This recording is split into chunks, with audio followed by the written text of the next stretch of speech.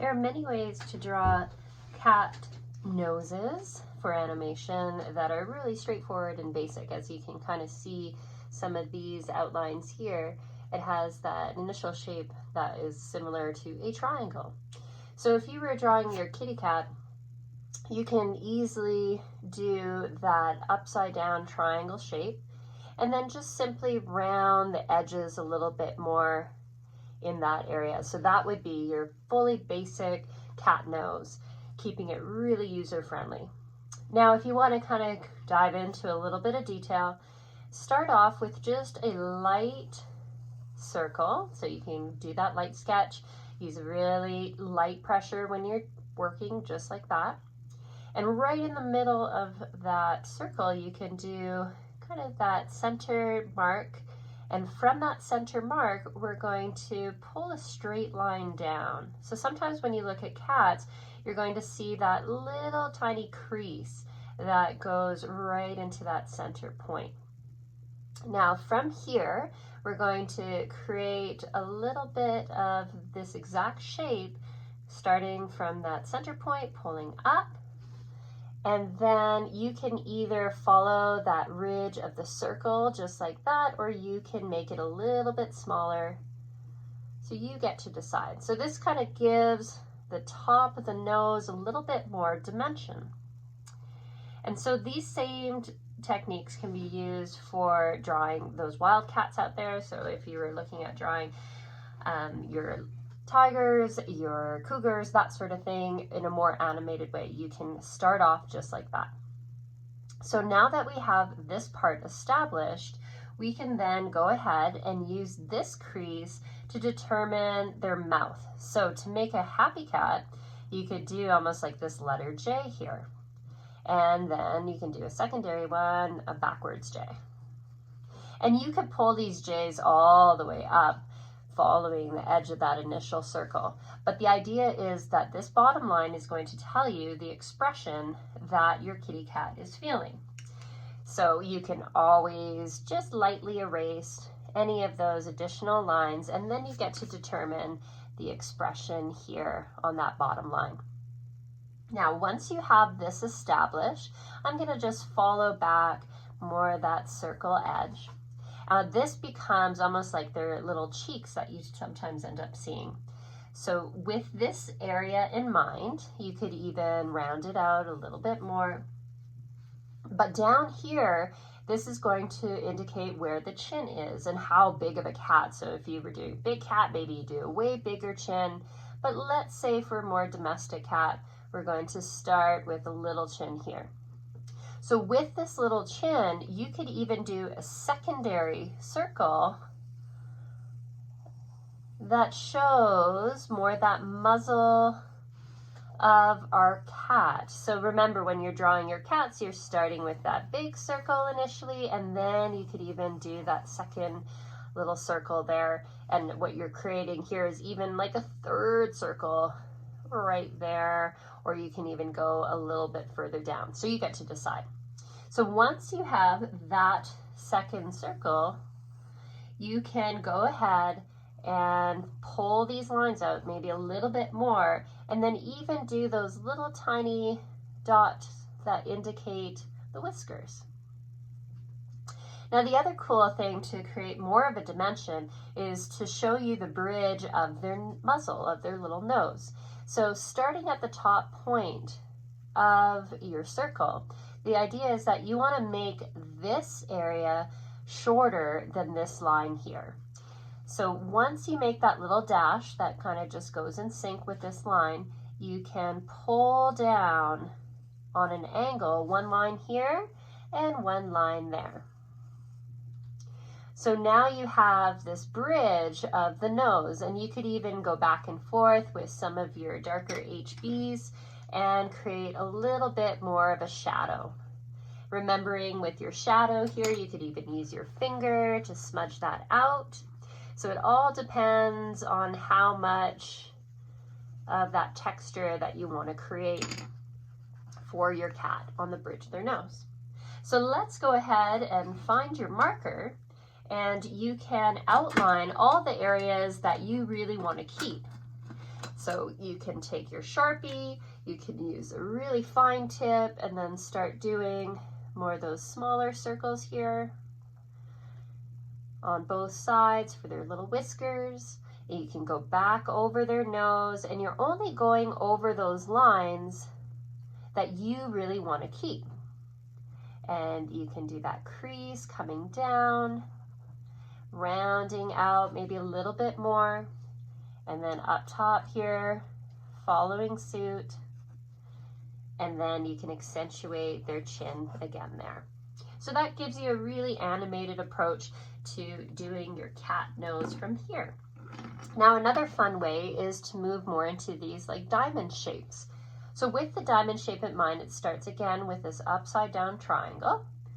And as you create that simple line here, that top line is always, you can even round it off just a little bit, but you can go ahead and do a line that divides that triangle in half.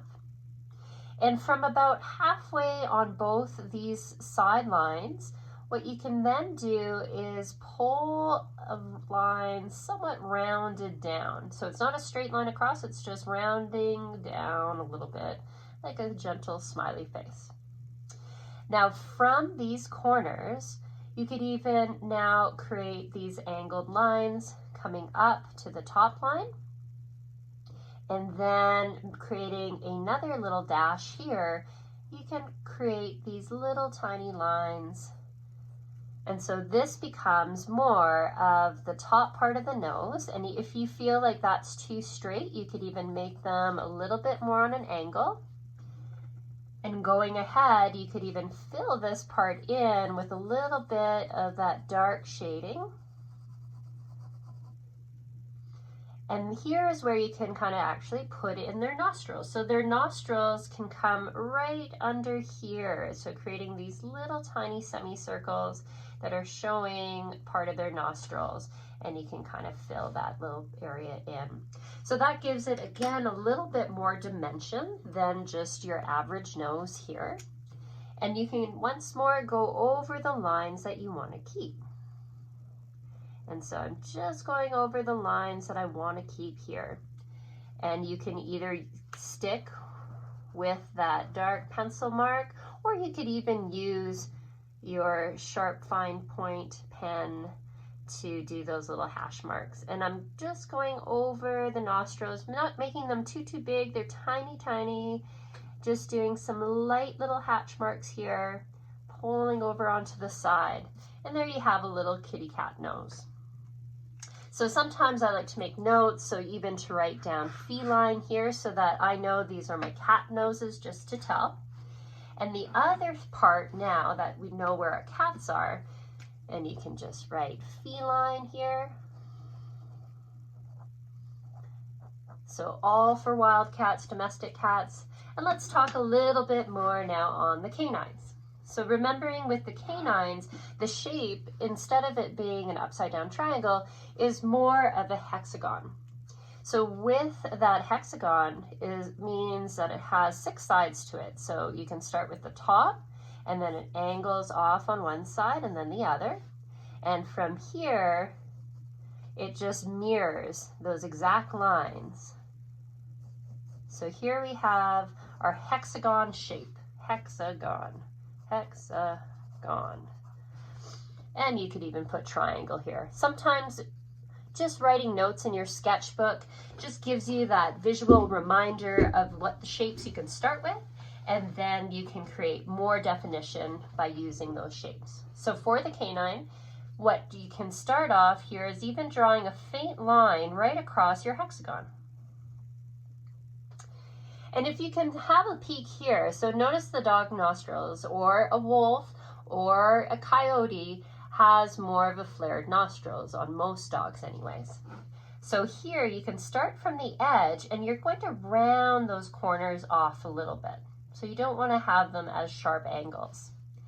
And now right in the middle, you can do a line that divides the upper half here. And then gradually you could even pull it down faintly here. You don't want to press too hard because most likely you're going to erase some of those lines. All right, So now that we have this point here, follow the line coming up and doing more of this semicircle right onto the top part here. And then you can do the very same thing on the opposite side. So it's going to go up and over. So these are the dog nostrils here. So the thing with the dog nostrils, especially onto the side, these areas are kind of rounded. So you could even drop it a little bit below that main line here. So once we have them established about the same height for unison, then you can take this line and you can pull it on an angle to the side and then up towards that center line again. So it's almost like you're doing a side U. So same idea here, you're going out to the edge and then back in, and then where they meet, you can round that little area off a little bit more. Now for that crease in the middle that you look closely, you can probably see it on your animals. You can even just define it slightly more. So a lot of these little areas is where you need to bump it out just slightly further. And you can use that little crosshatch technique, filling in where the dark part of the nostril is. So once more, take your favorite marker and you can outline it a little bit more so that you can see all those marks. So starting at the edge, and here even on the top, doesn't have to be a flat line. I would even round it just a little bit. And then rounding the sides, coming over, and then just retracing the lines. You're going all the way back over everything here.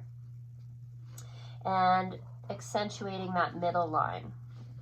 And you can use, again, your marker to fill in, or you can even use your little finger or one of those fun blending sticks just to darken that area. So there we have our little dog nose. And so this little zone here on the bottom can be the bottom part that you often see on your dog where it's a little bit darker. So the next time you even have a peek at your dog, you'll have a good understanding of its shape. Now, especially for these side profile ones, it actually makes life a lot easier when you're doing animation and how to draw them. So you can take your pencil and you do the top part of their muzzle, and then it's almost that boxy shape where it's a little bit round here where you see the top part of their gums and their lips are kind of hanging over top. So it's this top corner that you can fill in. And remember, you want to see part of the nostril. So coming in on an angle, you could even lift it up a little bit and then pull it back in. So that would be your basic dog nose without any detail at all. You can go ahead and create even more detail as you like. So you can start here, you can draw another one. So it's nice to draw a few samples so that you can end up choosing which one you want. You can recreate this one here, just following the edges with a light sketch. But now this time, you're including part of their nostrils. So it's going to round in and pull up a bit. So remember, sometimes they just don't even touch here. So it's just a little tiny C. And then from there, you can fill it in just lightly. If you want to give it some dimension, you can even create that top angled mark here and even show part of the crease. And go back with your pen and moving over those lines once more. Just showing the details that you want to keep, and taking your Q-tip even can help to blend, your blending stick, or just your finger. And here you have a few samples of different ways to do your felines, and then over down here, the canines. And as you can see, there's even very simple ways of creating the noses here. This one's even more rounded on top, very similar to what we did here. But remember, the nostrils are way more protruding, not sticking out, but you can just simply see them more than you can within the cats. So if you wanted to recreate something just like that, you can do them in these quick little sketches where you kind of have maybe more that rounded shape and then show that crease in the middle. But remember, with the dog, with those nostrils, that you end up seeing a little bit of that division in this little area here. And you can do that top part of the bridge of the nose, and it's going to be all depending what type of dog do you have. Do you have a little pug? Do you have a German Shepherd? And that area is always going to be a bit longer. So go ahead, give those a try, and you could also add these noses to the cats and the dogs that we did last week when we started building them from the eyes.